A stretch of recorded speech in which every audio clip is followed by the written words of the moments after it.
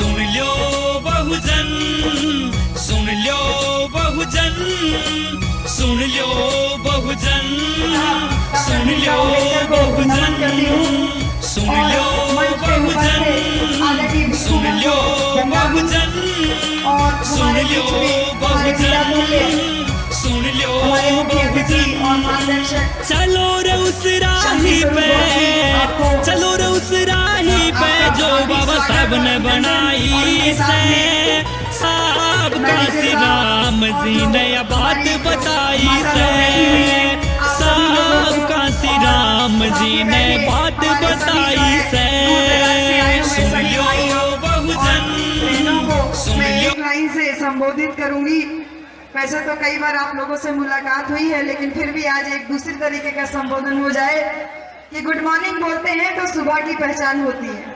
हाँ, good morning बोलते हैं तो सुबह की पहचान होती है, गुड इवनिंग बोलते हैं तो शाम की पहचान होती है। कुछ लोग वालेकुम अस्सलाम बोलते हैं तो शायद अल्लाह की पहचान होती है, कुछ लोग राम राम बोलते हैं तो शायद उनको उनके भगवान की पहचान होती है। पर हम कहते हैं कि जय भीम बोलने से इंसान को इंसान की पहचान होती है। आप सभी लोगों को जय भीम, नमो बुद्धाय। देखा भैया, तब बारिश आई, परीक्षा ले ले, अब परीक्षा लेके चली गई। अब कुल 100 में 100 पास हो गई, सब पास हो गए भैया, 100 में 100।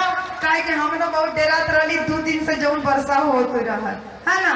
लेकिन देख लीजिए, तथागत बुद्ध की अनुकंपा है, हमारे बाबा साहब की अनुकंपा है, हमारे आदरणीय भिक्षु संघ की एक अनुकंपा है कि वो बादल आए एक लहरा, लेकिन हमारे विश्वास को, हमारे आत्मविश्वास को डिगा नहीं पाए।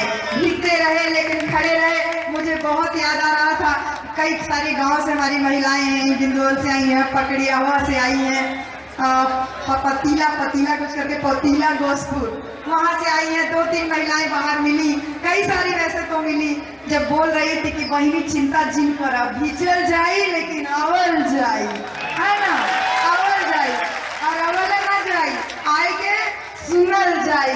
का होई जैसे सोचल जाए कि जैसे धाने के रोपाई होला, ये मान ले कि आज विचारन के रोपाई होती है, बाबा साहेब के विचारों की रोपाई हो रही है। तो एक दिन भीगले सही तक का हुई, हमारा एक भीम सैनिक यही कहीं होगा।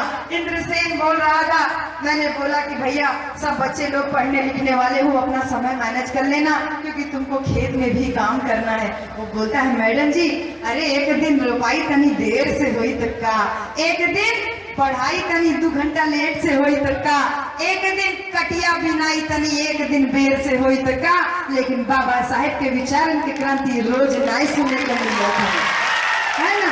वो मजबूती भीम सैनिकों की आज दिखाई दे रही है। और आप सारी बहनों को तो मैं सुबह देख रही थी तो मेरी आंखों में आंसू आ रहा था, जब आप मुझे वहीं बाहर गेटवे पे गले लगा रही थी, कह रही थी कि बहनी देखा तो हमारे गाँव में इतना धूपी में आई लू तो हमन तोहरे खातिर आवल गई, कैसे ना आवल जाई, हमन जरूर आई। अब तुमन लोगन अपन वादा किया पूरा कैलू।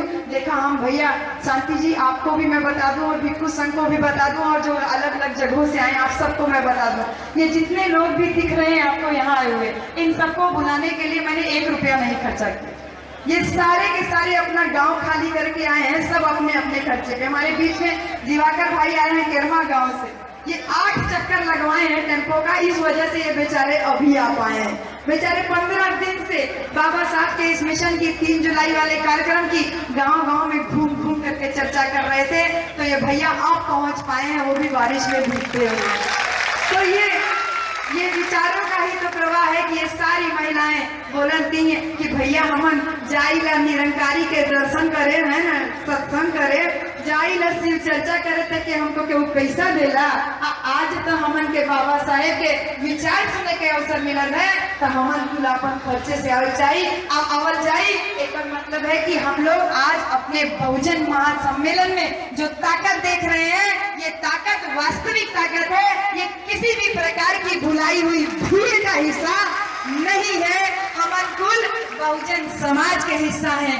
लेकिन बहिनी हमन जैसे जूता चप्पल चुरवाई ना, जब हम जाते थे आपके गांव में तो कई गांव में बैठती थी महिलाएं अपन चप्पल जूता लुकाई लेते रही अपन टाटे के नीचे। ई बतावा टाटे के नीचे तो हमन आज चप्पल जूता जैसन चीज जेके गोड़े में पहिरल जाला ओके तो हमन छुपाए लेती हैं, लेकिन ई बतावा हमन के इतना मेहनत कई के हमारे बाबा साहेब अधिकार देले रहने, वो अधिकार के बचाई बतावा। जे माता रमाबाई अपन 4 लड़का के कुर्बानी दे दी, जे बाबा साहेब अपन पत्नी के कुर्बानी दे दिए, जे बाबा साहेब अपन जीवन के कुर्बानी दे दिए, उन कुर्बानियों की बदौलत जो अधिकार मिले उनके के बचाई। उनके बचावे की जिम्मेदारी तो हमरे न है, हमारी तो जिम्मेदारी है ना, हम ही तो बचाई ना। तो आज आप लोग आकर के आप लोगों ने ये साबित कर दिया है कि क्रांति तो शुरुआत तो क्रांति की हो गई है और आजमगढ़ तो वैसे भी क्रांतिकारियों का शहर है। एक नई क्रांति का आगाज फिर से हुआ है। जो साहब कांची राम चाहते थे, आज वो क्रांति यहाँ पे मुझे आप लोगों के द्वारा दिखाई दे रही है। लेकिन मैं अपनी बात उसी बात से शुरू करूंगी कि बहुत मेहनत से बच्चों हम लोग इतना जीन्स वीन्स पहन के आप बढ़िया बैठे हो, इतना बढ़िया बढ़िया पहन के बैठे हैं, इन सारे चीजों के पीछे हमारे बाबा साहब का बहुत बड़ा योगदान है। मैं वो छोटी सी बात आप लोगों के जीवन में बता के जाती हूँ, क्योंकि आपके गाँव में आकर के ये बातें तो मैंने रोज कही है, रोज आंखों से आंसू निकले हैं, लेकिन आज फिर मैं ये बातें आप लोगों से बोल के जाऊंगी। बाबा साहेब के उम्र रहल करीब 17 बरस के और माता रमाबाई के उम्र रहल करीब 9 बरस के, जब दोनों जन के बियाह भैल, जल्दी शादी हो गई तो दोनों के जल्दी 5 लड़का बच्चा हो गए। बाबा साहब को लेकिन बचपन से ही पढ़ने का बहुत शौक था। बड़े हुए बाबा साहब सरकार की तरफ से वजीफा मिला, विदेश जाके पढ़ाई करने का। अपनी पत्नी के पास आए, बोले रामू तेरे पास 5 बच्चे हैं, आमदनी का कोई जरिया नहीं है, मुझे सरकार ने वजीफा दिया है विदेश जाके पढ़ने का, तो मुझे अनुमति दे तो मैं विदेश जाके पढ़ाई कराऊं, और अगर मना करेगी तो मैं यही तेरे साथ रह के 5 बच्चों को पालने में तेरी मदद करूंगा। माता रमाबाई बिल्कुल अनपढ़ थी, लेकिन बुद्धि बहुत थी उनके पास। बोली कि नहीं बाबा साहब, आपको मौका मिला है विदेश जाके पढ़ने का, आप जाके पढ़ाई कीजिए, मैं जैसे तैसे आपके बच्चों को आपके पीछे पाल लूंगी। बाबा साहब विदेश चले जाते हैं। माता रमाबाई इधर अपने 5 बच्चों को कैसे पालती है बच्चों जानते हैं? माता रमाबाई बंबई की सड़कों में गलियों में घूम घूम करके गोबर इकट्ठा करती थी। उस गोबर से दिन भर बैठ करके गोईठी बनाती थी। उस गोईठी को शाम को सुखा के सर पे रख करके बंबई की सड़कों में गलियों में बेचने निकलती थी। उस कंडे को गोईठी को बेचने से जो पैसा मिलता था, उस पैसे से अपने 5 बच्चों को बहुत मुश्किल से एक टाइम का भोजन करा पाती। आज हमन के लड़का दिना भर में कई बार खाना खाए ना कि ना, लेकिन हमन के बाबा साहेब के लड़का रहने एक टाइम का भोजन बहुत मुश्किल से मिलत रहल। यही बीचे में बाबा साहेब का बड़का बेटा गंगाधर बीमार पड़ गया और माता रमाबाई के पास इतना पैसा नहीं था कि वो अपने बच्चे का इलाज करा पाती। बिना इलाज के उनका बेटा गंगाधर दम तोड़ देता है, बेटा खत्म हो जाता है। माता रमाबाई बिल्कुल शिकायत नहीं करती। थोड़ा दिन बीतता है, बाबा साहब की 9 महीना की बेटी इंदू बीमार पड़ जाती। फिर माता रमाबाई के पास पैसा नहीं रहा तो गई नहीं पड़ोस से पैसा उधार मांग के लाई कि ऐसे अपनी बिटिया का इलाज करा ले, ऐसा ना हो बेटा खत्म हो गया कहीं बिटियों ना खत्म हो जाए। वो पैसा रखने रहनी अपन बिटिया का इलाज करावे खातिर राही में जात रहनी। बाबा साहेब के तब चिट्ठी मिलल, तो चिट्ठी में लिखा था कि रमा, मैं यहाँ विदेश में जो पैसा सरकार की तरफ से वजीफा मिलता है वो किताब कापी में ही खर्चा हो जाता है। एक टाइम का भोजन करके अपनी पढ़ाई लिखाई कर रहा हूँ, तोहरे लगे कुछ पैसा कौड़ी है तो का तू हमके भेज सकेलू? माता रमाबाई थोड़ा सा पैसा जो रखी थी अपनी बिटिया का इलाज कराने के लिए, पति की चिट्ठी मिली, उस पैसे को तुरंत पति को पढ़ने के लिए विदेश भेज देती है। और इधर बिना इलाज के बाबा साहब की 9 महीना की बेटी इंदू भी दम तोड़ देती है। दूसरी बच्ची भी खत्म हो जाती है। माता रमाबाई बिल्कुल शिकायत नहीं करती। थोड़ा दिन बीतता है, बाबा साहब विदेश से लौट के आते हैं, डॉक्टर की डिग्री लेके आते हैं, बड़ौदा के महाराज के यहाँ सचिव की नौकरी कर लेते हैं। माता रमाबाई खुश थी कि मेरा पति नौकरी करने गया है, पैसा कमा के लाएगा तो हमारे लड़का बच्चे के 2 टाइम का भरपेट भोजन मिले। लेकिन नौकरी में बाबा साहब के साथ बहुत भेदभाव होता है। चपरासी से पानी मांगते थे तो पानी नहीं देता था, फाइल मांगते थे तो फाइल ऐसे दूर से फेंक के देता था। बाबा साहब जब ऑफिस से शाम को निकल के जाते थे तो पूरे ऑफिस को धोया जाता था, गंगा जल छिड़क के पवित्र किया जाता था। अपना ये अपमान बाबा साहब से बर्दाश्त नहीं हुआ। मात्र 11 दिन नौकरी किए, नौकरी से इस्तीफा देके घर चले आए। अपने पत्नी से बोले, रामू मैं इतनी बड़ी डिग्री लेके आया, विदेशों में मेरा इतना मान सम्मान, मेरे अपने देश में मेरा इतना अपमान, मुझसे बर्दाश्त नहीं हुआ रामू, मैंने इस्तीफा दे दिया। बोलो मैंने ठीक किया। माता रमाबाई जे खुश रहनी कि उनका लड़का बच्चा 2 टाइम का भरपेट भोजन करिए ते कहती है हाँ बाबा साहेब तू बहुत निक कैला, हमन अपन स्वाभिमानी के संगे कोनो समझौता न कर पाई, चिंता जिन करा हमन जैसे तैसे अपन लड़का बच्चा के पाले ले। और इसी बीच बाबा साहब को दोबारा छत्रपति साहू जी महाराज की तरफ से वजीफा मिलता है, वो विदेश जाके वकालत पढ़ने का। बाबा साहब दोबारा विदेश चले जाते हैं। माता रमाबाई वैसे ही गोईठी बेच बेच करके अपने 3 बच्चों को पालती हैं। और इसी बीच बाबा साहब का तीसरा बच्चा रमेश बीमार पड़ जाता है। माता रमाबाई के पास पैसा नहीं होता कि अपने बच्चे का इलाज करा ले। बिना इलाज के उनकी तीसरी संतान रमेश भी दम तोड़ देती है। तीसरा बच्चा भी खत्म हो जाता है। माता रमाबाई शिकायत नहीं करती। बाबा साहब विदेश से लौट के आते हैं, वकालत की डिग्री लेके आते हैं, मुंबई के कोर्ट में वकील हो जाते हैं। एक दिन ऐसे दोपहरी के टाइम रहल, बाबा साहेब अपन कोर्ट गए रहने। माता रमाबाई संदेशा भिजवाई कि जाके कह दीजिए कि आपका चौथा बेटा राजरतन बीमार पड़ा है, आके भेंट कर जाए। कुल काम धाम छोड़ के बाबा साहेब भागे भागे घर आते हैं। देखते हैं तो उनका चौथा बेटा राजरतन जमीन में लेटा होता है, लंबी लंबी सांसें ले रहा होता है। बाबा साहब अपने बच्चे को गोदी में उठा लेते हैं। उठाते हैं तो देखते हैं कि उसका शरीर बुखार से तप रहा होता है। बाबा साहब जेब में हाथ डालते हैं, एको पैसा नहीं होता। बाबा साहब सोच नहीं पाते कैसे अपने बच्चे का इलाज कराएं, कहां से पैसा लेकर के आए कि इसी बीच बाबा साहब की गोदी में बाबा साहब का चौथा बच्चा दम तोड़ देता है।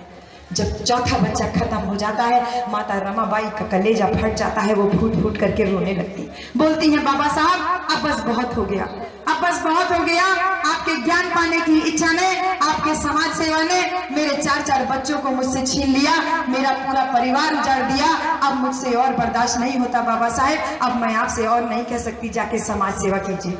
तो बाबा साहब माता रमाबाई के कंधे पे हाथ रख के बोलते हैं रमा, तू तो अपने एक बच्चे की मौत पे मेरे कंधे पे सिर रख के रो भी सकती है। मैं अपने समाज के हजारों बच्चों को रोज मरते हुए देखता हूँ, मैं किसके कंधे पे सिर रख के रोने जाऊं, मैं अपना दुख किससे कहूं। माता रमाबाई और तेज तेज रोने लगती, बोलती है बाबा साहब आपकी सब बात ठीक है, लेकिन आप ही तो थे ना जो कहते थे कि मेरा बेटा राजरतन बड़ा होके देश पे राज करेगा। आप मुझे ये बताइए बाबा साहब, आज मेरा बच्चा मर गया है, ये कैसे बड़ा होके देश पे राज करेगा। तो माता रमाबाई को बाबा साहब जो बच्चा गोदी में खत्म हो गया था नीचे जमीन पे रखते हैं और रमाबाई के कंधे पे हाथ रख के बोलते हैं रमा, ये बात ठीक है कि मैं कहता था कि मेरा बेटा राजरतन बड़ा होके देश पे राज करेगा। आज भले ही मेरा बच्चा मर गया है तो क्या, हमारे बीच में नहीं है तो क्या, लेकिन मैं अपने इस मरे हुए बच्चे के शरीर को छू के कसम खाता हूँ कि मैं ऐसा काम करके जाऊंगा कि इस देश की हर रमा की कोख से पैदा हुआ हर राजरतन इस देश पे राज करेगा। और देखिए बाबा साहब ने अपना किया हुआ वादा निभाया, निभाया कि नहीं निभाया। अपनी बेटी इंदु को राज नहीं करा पाए, अपने बेटे राजरतन को राज नहीं करा पाए, लेकिन आपके और हमारे जैसे लाखों करोड़ों राजरतन, लाखों करोड़ों इंदु आज कितना शान से राज कर रहे। लेकिन हम जिन बाबा साहब ने अपने बच्चों की कुर्बानी हमारे लिए दे दी, उन बाबा साहब को हम बदले में क्या दे रहे हैं, क्या दे रहे हैं? क्या हमारा दायित्व नहीं बनता है, क्या हमारा कर्तव्य नहीं बनता है कि बाबा साहब जो काम अधूरा छोड़ करके गए थे उस काम को हमको पूरा करना है? करना है कि नहीं करना है? करना है ना। बाबा साहब जब नौकरी छोड़े थे बड़ौदा के महाराज के यहाँ की, तो सब उनसे बोलते थे, बाबा साहब ने कहा था, एक प्रतिज्ञा ली थी कि मेरे साथ ये भेदभाव जो हुआ ये इस जाति की वजह से हुआ, और ये जाति किसकी वजह से? इस हिंदू धर्म की वजह से। और इसलिए बाबा साहब ने ये प्रतिज्ञा की कि मैं या तो अपने समाज को इस जाति व्यवस्था से मुक्ति दिला दूंगा, इस पाखंडवाद ब्राह्मणवाद से मुक्ति दिला दूंगा, और अगर मैं ऐसा नहीं कर पाया तो मैं अपने आप को गोली मार लूंगा। तो लोग बाबा साहब का मजाक उड़ाने लगे, बोले अरे बाबा साहब ये पाखंडवाद ब्राह्मणवाद रूपी पहाड़ इतना बड़ा है, आप अकेले हो, आप अकेले कैसे इसको तोड़ पाओगे? तो बाबा साहब ने एक छोटी सी कहानी सुनाई, वो कहानी मैं आपको बताती हूँ। बाबा साहब ने बताया कि एक बार एक गांव में बड़ा ऊंचा पहाड़ था, और उस ऊंचे पहाड़ को गांव के बीच में था, तो गांव के लोगों को ऐसे लंबा घूम के जाए पड़त रहा, तो बहुत लंबा रास्ता हो जाता रहा। तब एक आदमी रहा, उस सोच रहे कि काहे ना हम पहाड़ तोड़ के तन की रास्ता बनाई दे तो हमन के आदमी जौन इतना घूम के जाए ना उनके एक छोट के रास्ता मिल जाए बीच में जाए खातिर। तब सोचले कि हम ही पहाड़ काट के रास्ता बनाई। तब वो अपन रोज लोगों से कहता भैया हमके क्यों छेनी हथौड़ी दे दे जैसे कि हम ही रास्ता बना सके। तो सब उसका मजाक उड़ाने लगे, कहीं ये पगला गया है क्यों कब वो पहाड़ काट पगले है तेरी काटी। तो वो कहता है आदमी कि नहीं भैया हमको छेनी हथौड़ी दे दो मैं पहाड़ काटूंगा। तो एक दिन एक आदमी को दया आ गई, बोले चल तू नहीं मानता है तो ले ये छेनी हथौड़ी ले और जा करके पहाड़ को काट। तो भैया वो आदमी लगातार वो छेनी हथौड़ी लेके अपन वो पहाड़ के काटे के काम जारी रख ले। काटत रहल 20-25 बरस बीत गई। 20-25 बरस में वो आदमी वो एक बड़ के पहाड़ में खाली इतना बड़ा छेद कर पे जे आदमी उनके छेनी हथौड़ी दले रहल उस संजोग से वहीं से गुजर रहा था। वो आयल कहल कि भैया हम तो उससे पहले कहत रही कि पहाड़ कब्बो के उसे कटाए पाई। तू देखा बुढ़ाई गए हुआ 20-25 साल से पहाड़ काटत हुआ, अब तू कुछ साल में तू मर जाएगा और फिर का होई ये उतने रह जाई। तो वो जो जवाब उस आदमी ने दिया ना वो बहुत मजबूती देने वाला जवाब था। उस आदमी ने कहा कि भैया ये बात ठीक है कि मैं इस 20-25 साल में इतने ऊंचे पहाड़ में केवल इतना छोटा सा छेद कर पाया हूँ। आज भले ही मैं बूढ़ा हो गया हूँ तो क्या, लेकिन थोड़े दिन के बाद मैं मर भी जाऊंगा, लेकिन इस 20-25 साल में मेरे इस पहाड़ काटने के संघर्ष को मेरे बच्चों ने देखा है और मेरे बच्चों के बच्चों ने देखा है। मैं अगर मर भी गया तो मेरे बाद मेरे बच्चे इस संघर्ष को जारी रखेंगे और उसके बाद मेरे बच्चों के बच्चे और बच्चों के बच्चे जारी रखेंगे। और मुझे पूरा विश्वास है कि एक न एक दिन इस पहाड़ को काट के मैं रास्ता जरूर बना लूंगा। और देखिए बाबा साहब ने उस पाखंडवाद उस ब्राह्मणवाद रूपी पहाड़ को काट करके संविधान रूपी रास्ता बना दिया। और केवल संविधान का रास्ता ही नहीं दे दिया, उस रास्ते पे चलने के लिए हमको तथागत बुद्ध के पंचशील का मार्ग भी दे दिया। हमको केवल इतना करना था कि हमको उस मार्ग पे आराम से चलते जाना था, लेकिन हमने क्या किया, हम तो उसी जो पहाड़ काटने में जो छोटे छोटे पाथर निकल रहे ना वो पाथर के वो पहाड़ के छेद में वापस भर के उनके पाथर के अपन देवता बनाई के पूज के वापस पहाड़ खड़े करे में अपन हमन योगदान देते। ये मिशन नहीं रहा बाबा साहब के, बहुत बड़ी जिम्मेदारी बाबा साहब हम लोगों को सौंप के गए हैं। कहे कि हम एक गांव में गए थे, कौन सा गांव था वो, बिलैयागंज का पहला गांव। मनीष भैया कहीं देख रहे होंगे तो वो बताइए। हम वो गांव में देखले रही कि एक छोट के लड़का रहल 3-4 साल के और वो अपन दादा उनके एकदम कमैया झुक गई रहल एकदम ऐसे और अपन डंडा लाई के ऐसे धीरे धीरे चलत रहने और वो छोट के लड़का जौन रहल दूसर हाथ से अपन दादा का हाथ थामने रहल और ऐसे ऐसे ऐसे चलत रहल। उनके जब हम देखली तो हमारे दिमाग में यह बात आई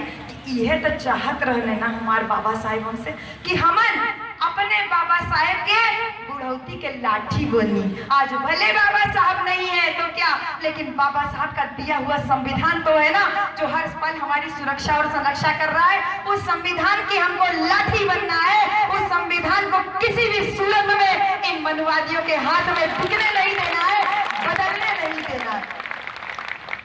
एक गांव में हमन गलानी वहाँ जाने की एक छोटा सा लड़का एक छोटा लड़का रहल तो वो बैठल रहल। जैसे सारे गांव में जाते हैं भैया ना तो वो सबसे आगे जैसे ही भैया लोग बैठे ना ऐसे वहाँ पे सारे छोटे छोटे बच्चे बैठ जाते हैं सबसे आगे। एक लड़का रहल खूब बढ़िया से अपन कंघी तेल और कई के अपन नीक से बैठल रह। तो हम ओके देखत रहनी कहे कि हम मेरा के इंतजार करी ना इनके गाँव में जाए के, इनके टाइम लगा घरे में से निकले। हाँ तो लड़का के हम लखत रही ऐसे ऐसे ऐसे फिर कहते ए हो यहाँ का चलत है, ए हो कुछ मिली का। वो लड़का जब वो छोट का इतना बोला ये मिली का, एकदम दिल में जैसे लगता है किसी ने तीर चला दिया। अरे हम इस देश के राजा थे, शासक हुआ करते थे हम इस देश के। इन मनुवादियों ने देखिए आज हमारी ऐसी हालत कर दी है कि हमारे बच्चे, सोचिए कितना छोटा बच्चा था वो, हमारे बच्चे भी किसी समारोह में इस आस में बैठते हैं कि कुछ मिली का। इतना कष्ट हुआ, हमको मिलने वाला नहीं, मांगने वाला नहीं है, समाज नहीं चाहिए। कांशीराम साहब बोलते थे कि हमें बिकने वाला मतलब हमें मांगने वाला नहीं बनना है, हमको देने वाला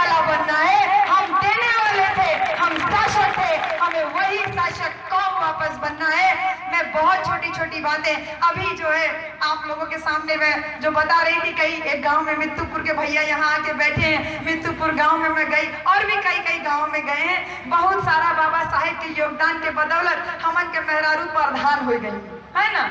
अब मेहरारू प्रधान है लेकिन आदमी लोग कहते हैं कि भैया हम प्रधान है, हम प्रधान है। हम गाँव में कहली, हम कहे अच्छा तू प्रधान हुआ, तो बगलिया में एक आदमी बैठल और बोले कि अरे प्रधान जी तो घरे में है, ये झूठो प्रधान बनत घूमत है। अब भैया उसने इतना बोला तो हमारी तो घंटी टंटनाई गई तुरंत। तो हम कहे भैया प्रधान के है? कहे हम है। हम कहे तू प्रधान पति होगा। तो उनके मुंह में ऐसे हम कहे प्रधान जी कहाँ आई? कहीं घरे हैं। हम कहे वाह तू यहाँ हमारी मीटिंग में आया हुआ और जो रियल प्रधान है तो घर में बैठ के आटा सानत हो, रोटी पोत हो, है ना। इन मजबूती नहीं चाहत रहे बाबा साहेब। हम उनके तुरंत पहले के चला उठ के जा, पहले अपन मेरा हाथ गोड़ धोए के तुरंत पहले लेके हुआ, तब हम तो जन के पानी दाना वाना पिए जाए। हमारे कहे का मतलब ये है कि हमन के मजबूती देवे खातिर बाबा साहेब ही अधिकार हमन के देले रहने कि जौन आज हम प्रधान बन जाते हैं और हमार पति बनकर मजा लेते हैं। प्रधान पति होने के बावजूद उस शान से कह के चल सकते हैं कि वो प्रधान पति हैं। ये बात मैं इसलिए बोल रही हूँ कि बहुत सारे लोग मुझसे बोलते हैं कि प्रधान पति तो बोल देती है और तुम्हार पति के हमन का बोलल जाए, है ना। तुम्हारे पति के तो मैं अपने पति का तो हम पति ही बोलीला, इसलिए कोनो बात ना है।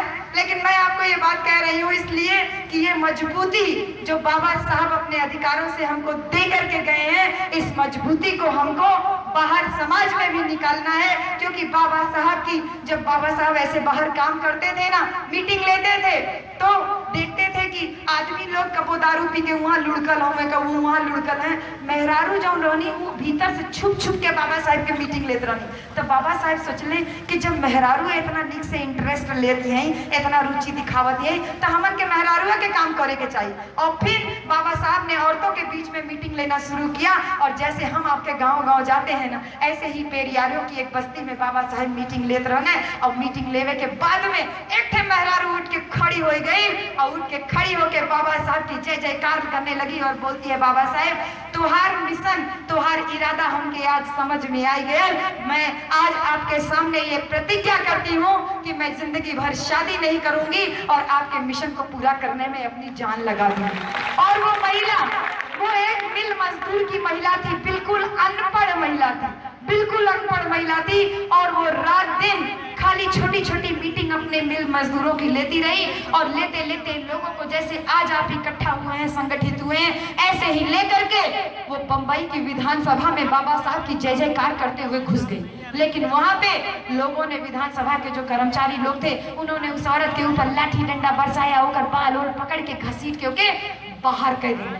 लेकिन वो औरत ने हिम्मत नहीं हारी, वो लगातार संघर्ष अपना जारी रखी। वो अपनी छोटी छोटी मीटिंग को लेती रही और अपने समाज को इतना मजबूत बना दिया, इतना मजबूत बना दिया कि उसी महिला को जिस विधानसभा में उसको बाल पकड़ के घसीट के बाहर निकाला गया था, उसी विधान परिषद का उसको सदस्य नामित किया गया। उस विधानसभा की वो एक मेंबर बनी। वो महिला और कोई नहीं थी, उस महिला का नाम है शांताबाई दानी। बहुत ऐतिहासिक महिला थी, बहुत बड़ा काम उसने हम लोगों के जीवन में जो है करके दिखाया। और जब वो विधानसभा की मेंबर नामित हुई तो वो मेहरारू ये बात बोले जो हम आपके गांव में बोलत हैं कि औरतन का काम खाली घर में रह के लड़का बच्चे के पाले के नहीं है। औरतन का काम खाली घर में रह के अपन घर द्वार संभाले के नहीं है। वो शांताबाई दानी बोलती थी कि हमको भी शासन सत्ता में भागीदारी चाहिए, हमको भी बराबरी का अधिकार चाहिए। और फिर देखिए जो शांताबाई दानी वहां तक पहुंच गई बाबा साहब की अनुकंपा से, उन्हीं की अनुकंपा से देखिए आज हमारे समाज की बहुजन महानायिका एक बार दो बार नहीं बल्कि चार चार बार हमारे जो है प्रदेश की शोभा बढ़ा चुकी है। और अगर हमारे भाई लोग एक एक बोतल दारू में और हमारी बहन जी लोग, तू ना भी कहीं हमके मालूम है, एक एक साड़ी में अगर आप लोग नहीं बिकाएं तो हमारी वो बहुजन महानायिका 5वीं बार भी जोर जोर से उत्तर प्रदेश की कमान जरूर संभालेगी। मैं बहुत ज्यादा बात आप लोगों को मैं नहीं बोलूंगी, लेकिन अब थोड़ी सी बात मैं आप युवा बच्चों से कर लूं। बाबा साहब आप लोगों के लिए बहुत बड़ा संदेश देकर गए थे कि मेरे बच्चों कभी भी अपने बुद्धि में, अपने दिमाग में, पढ़ाई में कभी भी किसी से कमजोर मत रहना। आपको माँ बाप टोकते हैं सिर्फ इसलिए कि आप पढ़ते नहीं हो। आपको एक सब्जेक्ट ही तो पढ़ना है। मैं आज प्रोफेसर हूँ इसीलिए तो आप सब मेरी बात सुन रहे हो। मैं अगर एक साधारण महिला होती तो क्या आप मेरी बात सुन रहे होते?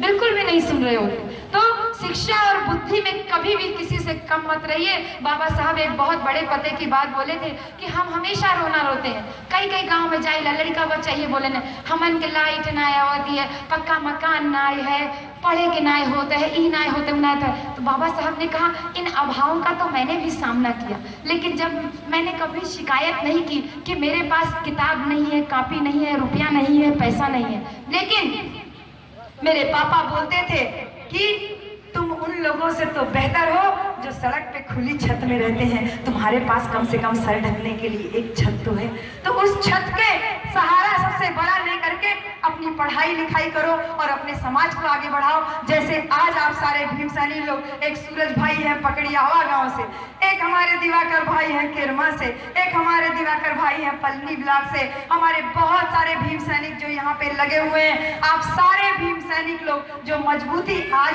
यहाँ आप लोगों ने दिखाई है, यही मजबूती हमको बाबा साहब और कांशीराम साहिब के मिशन को आगे बढ़ाने में लगानी है। क्योंकि ये जान लीजिए कि आगरा में गई थी पिछले साल 14 अप्रैल को, वहाँ पे एक बड़ी जो ये वाला जो है ना, ये निशान जो चुनाव का है, एक सांसद रहना है ना, और सांसद वहाँ बैठल रहने और बैठ के बोलने कि कम्युनल अवार्ड पूना पैक्ट के रूप में बाबा साहब को प्रलोभन दिया गया।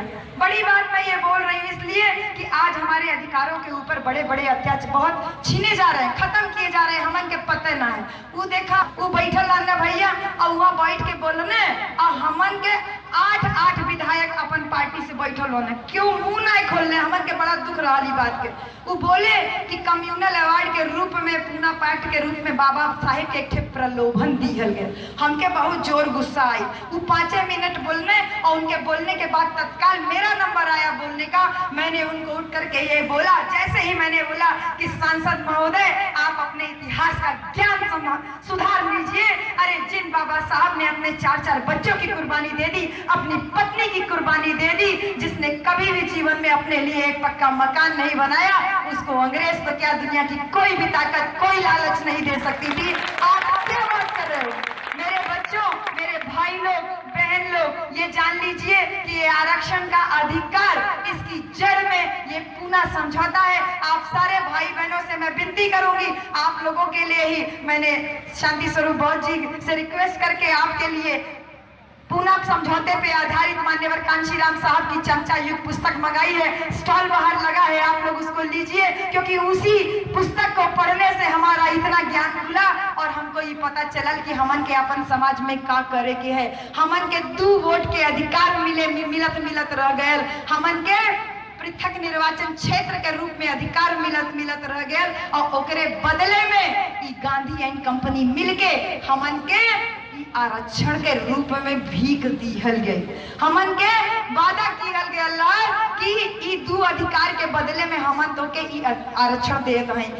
2 वोट के अधिकार हमन के अगर मिलत ना तो आज हमार सुरक्षित सीट के जो नेता पनेता खड़ा होते ना, वो हमारे वोट से जीत के जाते, और दूसर बिरादरी के जो नेता होते वो हमारे वोट से चुन के जाते। लेकिन हमन के ये सच्चाई नहीं पता है, यही मारे हमन ये बात खुल के जवाब नहीं दे पाते हैं। आप सारे भाई लोगों से विनती है कि साहब की चमचा युग पुस्तक को पढ़िए। उसमें साहब ने उस की चाबी छोड़ के गए हैं कि अगर हमारे समाज को 2 वोटों का अधिकार मिला होता, पृथक निर्वाचन क्षेत्र मिला होता, तो आज हमारे समाज की सूरत कुछ और ही होती। इसलिए मेरे भाई बहनों, आप सभी लोग ये जान लीजिए कि भारत में, हमारे उत्तर प्रदेश में करीब 2 लाख कर्मचारी पदोन्नति से पदावनति उनकी हुई है, यानी डिमोशन हुआ। और वो 2 लाख में से एको आदमी सड़क पे दिखाई नहीं दिया आंदोलन करने के लिए। कहे पूना समझौते के दुष्परिणाम रहल, आरक्षण के दुष्परिणाम है कि हमार लड़ाई तो क्या लड़ ले ना, हमन के दिमाग से ये बात निकाले के है। और कुल भाई लोग आप सब इकट्ठा हो जाओ और इकट्ठा होकर के एक सुर में जो मान्यवर कांशीराम साहब ने मनाया था पूना पैक्ट वाले को। माननीय बाबा साहब ने भी 25 सितंबर 1932 को धिक्कार दिवस मनाया था और उसी प्रकार से इस बार भी 25 सितंबर को भदोही में इसका पूना पैक्ट धिक्कार दिवस का फिर से आगाज होगा। और आप सारे भाई लोग ये कमर कस लो और एक स्वर में एक आवाज आनी चाहिए और वो आवाज यही है कि गनीमत समझो कि हम तुमसे केवल कुछ सीटें और नौकरियों में आरक्षण मांग रहे हैं। अगर हिसाब करने बैठे अपना और अपने पूर्वजों की मेहनत का, तो तुम्हारे शरीर में बह रहे रक्त की एक एक बूंद, तुम्हारे घरों में लगी हुई एक एक ईंट और तुम्हारे बैंकों में जमा एक एक पैसा कम पड़ जाएगा, तभी तुम हमारा और हमारे पूर्वजों का मेहनत का हिसाब चुकता नहीं कर पाओगे। लेकिन ये जान लीजिए, ये कहने के लिए बहुत दम की जरूरत है और वो दम बाबा साहब को पढ़ने से, मान्यवर कांशीराम साहब को जानने से ही आ सकता है। वो नई क्रांति हम लोगों को शुरू करनी होगी।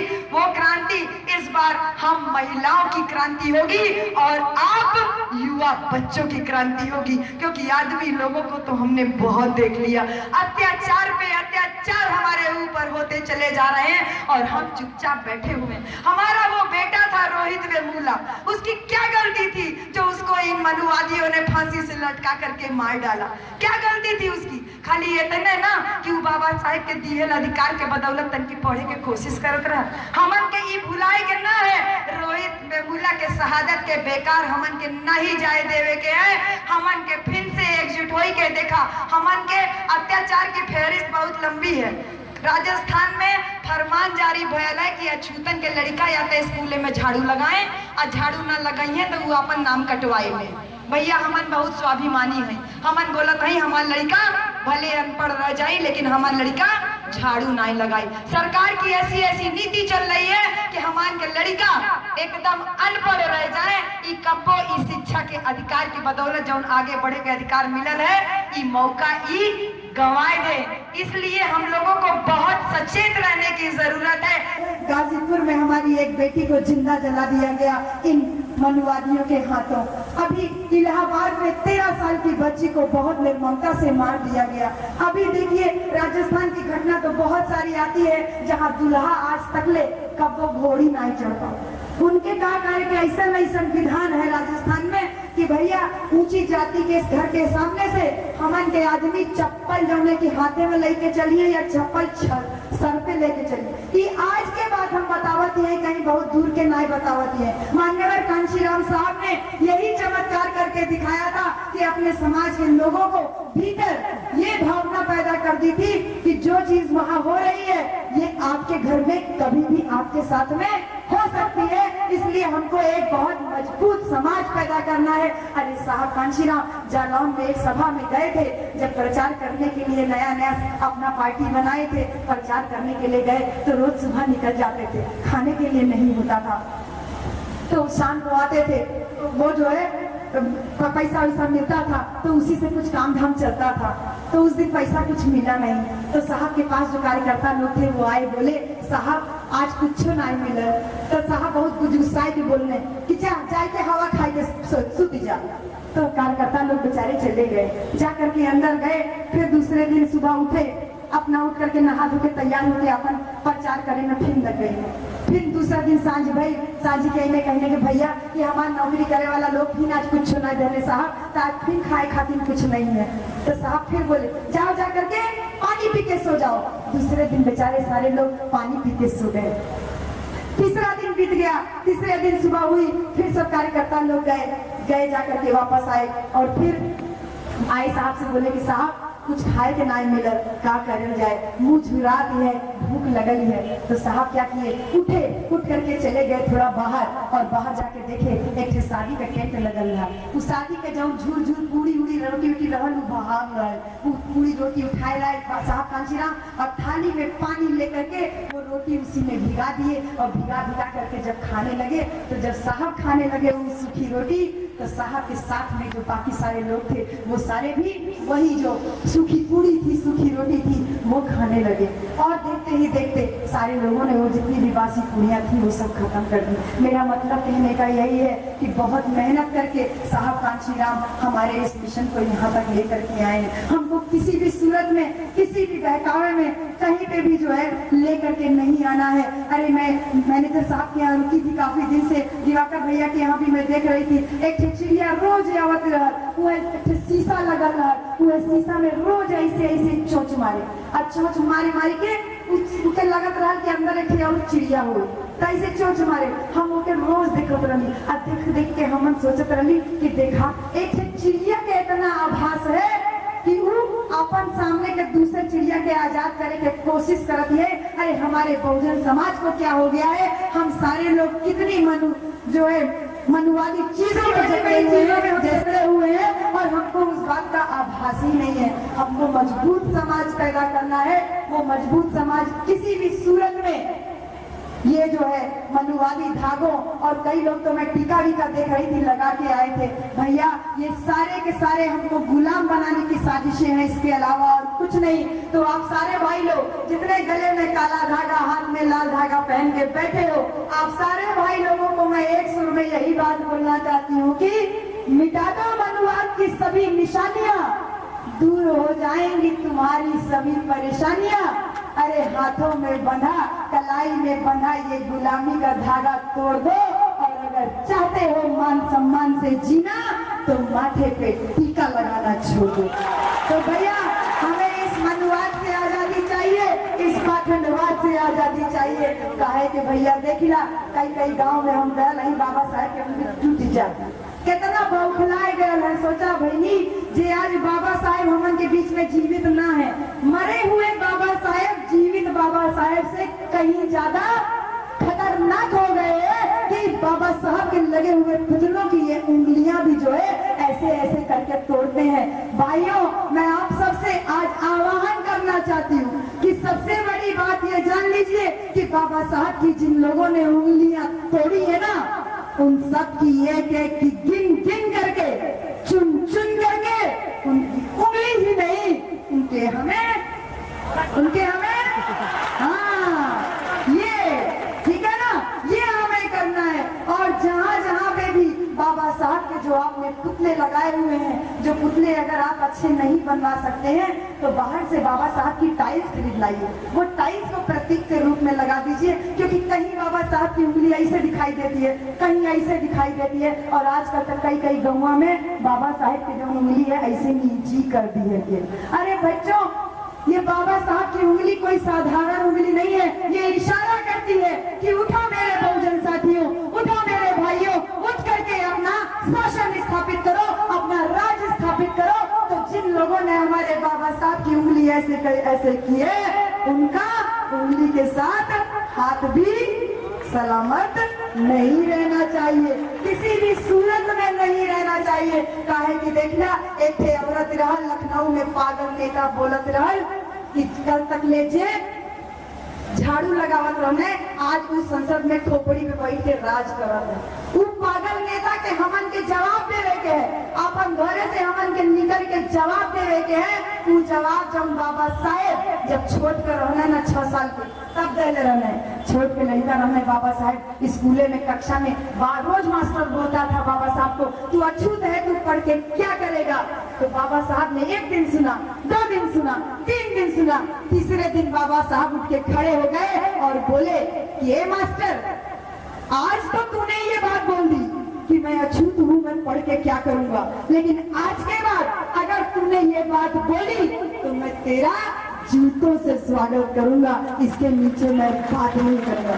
ये जवाब देना होगा हमें उस पागल नेता को लखनऊ में। और उसके बाद दोबारा जब बाबा साहब ने पढ़ लिख करके 1927 में इन हिंदुओं के धर्मशास्त्र मनुस्मृति को आग लगाई, तब उसने अपने उस अध्यापक को जवाब दिया कि देख अध्यापक, तू कहता था मैं पढ़ लिख के क्या करूंगा, देख आज मैंने पढ़ लिख करके तेरे धर्म शास्त्रों पे आग लगाई।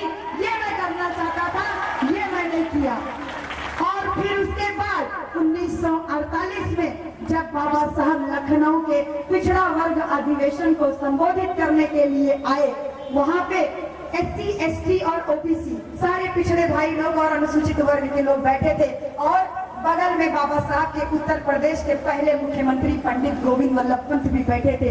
बाबा साहब उठ के जब बोलना शुरू किए तो बाबा साहब ने बहुत बड़ी बात बोली। बाबा साहब ने कहा कि जिस दिन ये अनुसूचित वर्ग और ये पिछड़ा वर्ग एक हो जाएगा, उस दिन ऐसे उंगली करते हुए बोले बाबा साहब, उस दिन ये 3% ब्राह्मण आपके जूते के फीते खोलने में अपनी शान महसूस करेगा। ये जवाब देना है हमें उस पागल नेता को कि जे हमन जूता साफ करत रहनी, आज देखा हमन के बनावट संगठन के तू कैसे चाटुकारिता करत हो। वो जवाब दोबारा बाबा साहब ने जब 1950 में संविधान लिखा, तब उस मास्टर को फिर से जवाब दिया कि देख मास्टर, तू कहता था मैं पढ़ के क्या करूंगा, मैंने पढ़ लिख करके आज करोड़ों अछूतों पिछड़ों का मैंने भाग्य बदल दिया। ये मैं करना चाहता था और ये मैंने किया। और उसके बाद सबसे बड़ी क्रांति बाबा साहब ने की जब 1956 में हमको तथागत बुद्ध का धम्म दे करके गए। उस मास्टर को जवाब दिया बाबा साहब ने कि मास्टर मैं नहीं जानता आज तू जिंदा है कि मर गया, लेकिन देख मैं पढ़ लिख करके अपने करोड़ों अछूतों और पिछड़ों को उनके इस नारकीय धम्म से मुक्ति दिला करके तथागत बुद्ध की शरण में ले गया। ये मैं करना चाहता था और आज मैंने ये किया। तो भाइयों, मैं आह्वान करती हूँ कि उंगली आज तोड़ी जा रही है। 2017 में हम सब लोगों को मिल करके कमर कस लेनी है, बिल्कुल पूरी तरीके से कमर कस लेनी है कि 403 सीटें हैं ना अपने उत्तर प्रदेश में, है ना। 403 सीटों पे मेरे बहनों बाबा साहब और कांचीराम साहब लड़ाई लड़ रहे हैं, ठीक है ना। और 403 सीटों पे ये मनुवादी लड़ रहे हैं। अब हमको तय करना है कि 403 सीटों पे हमको अपने बाबा साहब और कांचीराम साहब को स्थापित करना है कि इन मनुवादियों को स्थापित करना है। इतनी कमर कस लीजिए, इतनी कमर कस लीजिए कि कम से कम आपके आजमगढ़ में 10 की 10 सीटें आपकी ही हो, कोई दूसरा लेके भी न जाता। उखाड़ फेंकिए इनको, उखाड़ फेंकिए इनको पूरी तरीके से सिरे से, तभी जाकर के हम साहब कांचीराम के बनाए हुए संगठन को मजबूती दे सकते हैं। कहे कि विजेंद्र सर और हम लोग एक दिन बात कर रहे थे, कई लोग पूछते हैं कि भैया तो हम लोगों के पे वोट देला, तो विजेंद्र सर बोले इहो कौनो पूछे की बात है, ये बतावा वोटिंग मशीन में कौनो और बटन होला का, मतलब समझ ला कि वोटिंग मशीन में हमन के तो कौनो दूसरा बटन के साहब कांचीराम कहत रहना कि भैया हाथी जब एक दाई बैठ जाला ना तो उठावे में बहुत टाइम लगता है, लेकिन जब उठ के खड़ा हो जाला ना, जब उठ के खड़ा हो जाता है ना, तो हाथी के पैरों तले अच्छे अच्छे गधे सुअर कुत्ते जितने हैं कचर के रह जाते हैं, किसी का नाम निशान नहीं होता है।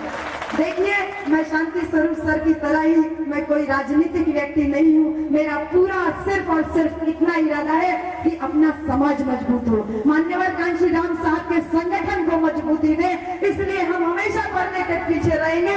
मैं पर्दे के सामने वाले अपने सारे भाई लोग जो यहाँ आजमगढ़ की 10 की 10 सीटों पे लड़ रहे हैं, आप सारे भाई लोगों को हम पीछे से सपोर्ट करेंगे। आप आगे आगे नेतृत्व तो करो, लेकिन भूल मत जाना कि ये साहब कांचीराम का खड़ा किया हुआ संगठन है। हमारे मान्यवर साहब की जो राजनीतिक उत्तराधिकारी है, हमको उनको बाहर से सामाजिक रूप से मजबूत करना है और वो मजबूती हमन ऐसे ऐसे मीटिंग करके ही हमन कह सकीला। काहे के देखा बहिनी संसद में ना तो हम लोगों तो टीवी में खाली हुए माता होता के देख लेंगे, लेकिन हमन टीवी में और बहुत कुछ देखीला। संसद में एक थे मेहरारू, एक थे मंत्री हमार बहन जी के चैलेंज करके गई है कि अगर बहन जी में दमी है तब हमार गर्दन काट के ले जाए। हम सारे भाई लोगों को उस नेता को जवाब देना है कि 2017 में इन मनुवादियों की गर्दन हम एक सिरे से काट देंगे और अपनी बहुजन महानायिका का अपमान जो संसद में हुआ है उसका बदला निकालेंगे। सबसे पहले हम अपने आजमगढ़ से उसकी शुरुआत करते हैं, हम आजमगढ़ से, क्योंकि ये क्रांति क्रांतिकारियों का शहर है। क्रांति की बड़ी बड़ी बातें यहाँ पर हो भी रही थी और आगे भी होती रहेंगी। मैं बहुत ज्यादा बात नहीं कहूंगी, बस एक छोटी सी बात और है कि सुबह मैंने नीले रंग का दुपट्टा उड़ा था, हमारा सफेद दुपट्टा गंदा हो गया लाल, एक जगह आगी में गिर गया लाल तो जल गया लाल। अब हम जला दुपट्टा उड़ते तो हमारी बहन जी लोग कहती का हो तू इतना पैसा कमावे न तू एक फटा दुपट्टा उड़ ले हो। तही मारे हम अपन दीदी से नीले रंग का दुपट्टा रहल हुए उड़ लेली। अब हम जैसे यहाँ एंट्री कईनी अच्छा कुल देखत हैं ए हो आज बसपा का प्रचार करत हो का, ए हो आज बसपा प्रचार करत हो का।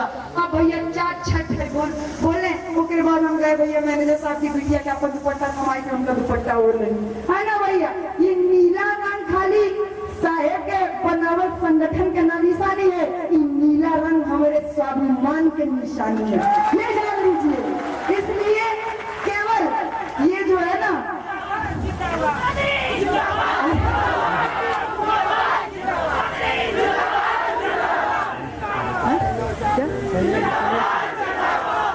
देखिए भाई ये केवल नीला लोग बोले कि काहे पहनिए तो भैया ये तो जाए के हमारे बाबा साहेब से पूछे ना, काहे के सबसे पहले बाबा साहेब ही तो नीला रंग इस्तेमाल किए थे और उसके बाद दोबारा जाए के साहेब कांसीराम से पूछा कि वो नीला रंग काहे पहने थे।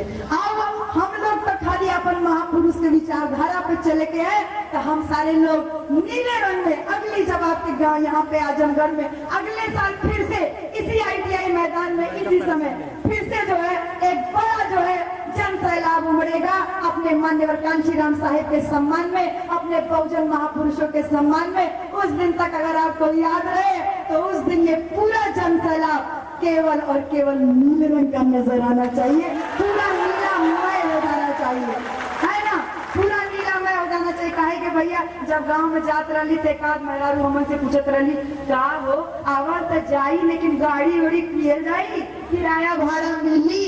तो उ दिन हम मेहरारू के यह बात बोली कि बहिनी जितना पैसा हमन प्रचार प्रसार में खत्म करत है ऐसे आधे पैसा में तोरे गांव में हमन ट्रैक्टर लगा सकीला।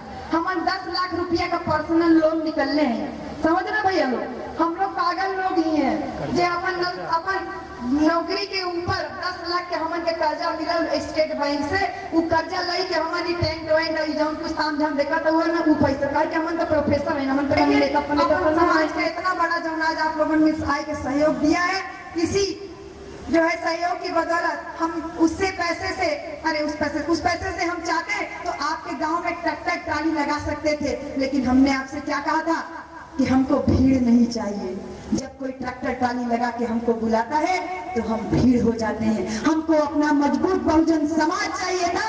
और आज आप लोगों को देख करके हमें इस बात का अंदाजा हो गया है कि हमारा बहुजन समाज बहुत मजबूत है। काहे कि देखो वही कौन गांव है अंडा को जलालपुर महाराजपुर बहुत सारे गांव है ना, अब ना सुनाई देता। इस सारे गांव में हम लोग गए भैया, दोपहरी को भूख लग जाती थी तो आप सारी बहन लोगों से 3 बजे 4 बजे केकरे घर में खाना मिली तो हमन मांगत रही कि बहनी जा अपन घरे में ले आवा जब कुछ बनल हो तो भैया अपना रोटी अचार जो मिल जाता था हमन वह खा लेते रही।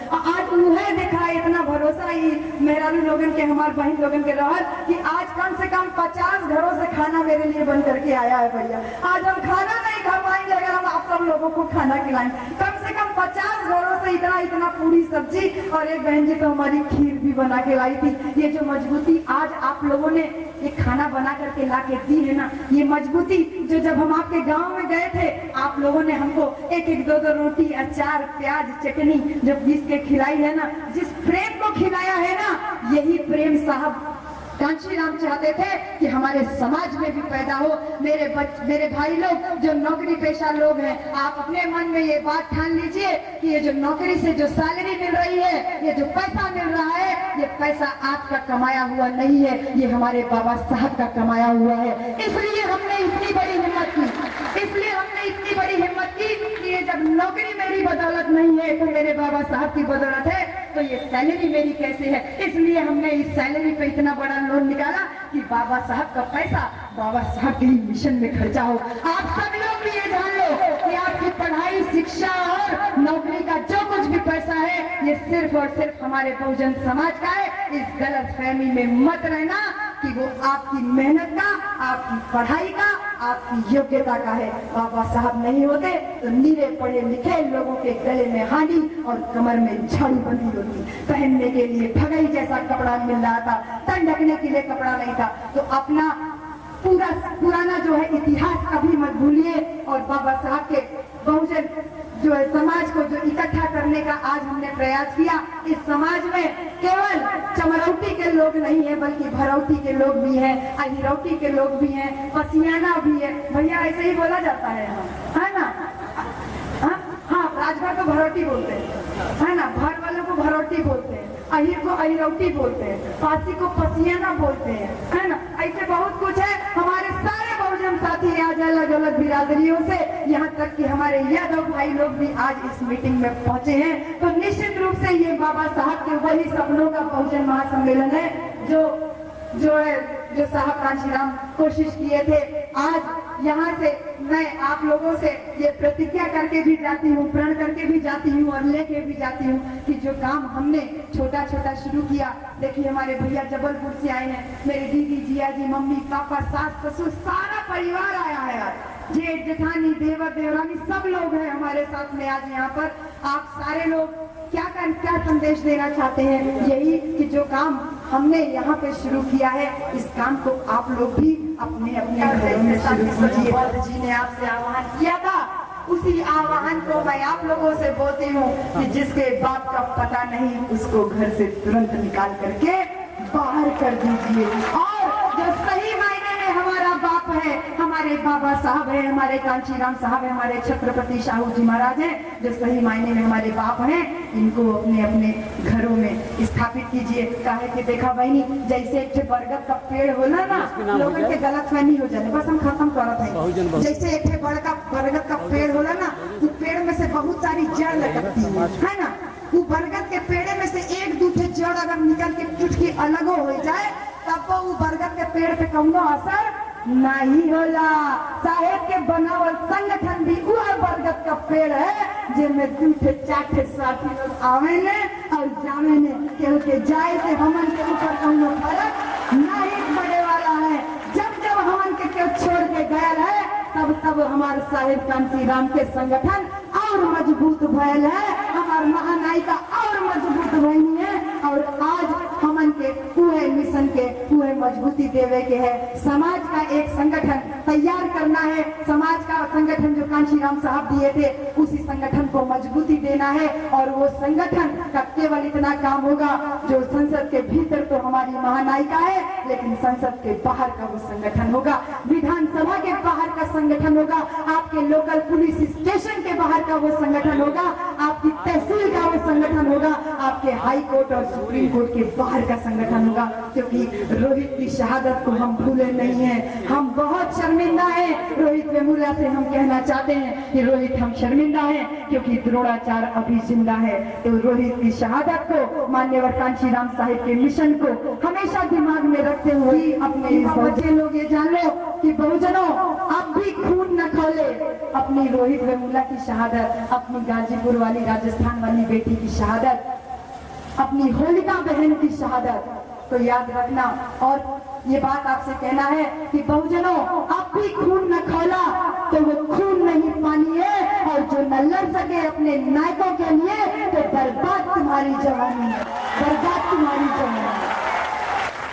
ठीक है, ये बात हमेशा ध्यान रखेगा। हम वो क्रांति की शुरुआत करना चाहते हैं कि देश में क्रांति हो तो ऐसी क्रांति हो कि जब बच्चा पैदा हो तो धरातल भीम का हो, जब आंख बंद करे तो सहारा भीम का हो। अरे एक पीढ़ी मिट जाए तो कोई गम नहीं, लेकिन मरते वक्त हर जुबान पे नाम बाबा भीम का हो।